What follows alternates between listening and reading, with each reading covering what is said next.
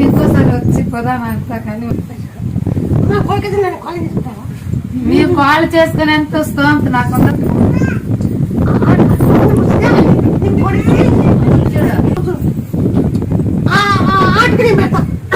నువ్వు ముచ్చులో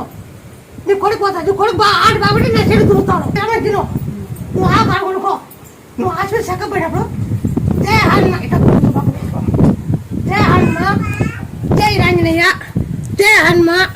జై రాంజనేయ జై హనుమ జై రాంజనేయ జై హనుమ జై రాంజనేయ జై జై శ్రీరామ అని తిరుగు ఇప్పుడు అట్టి తిరుగు ఇప్పుడు ఆగి తిను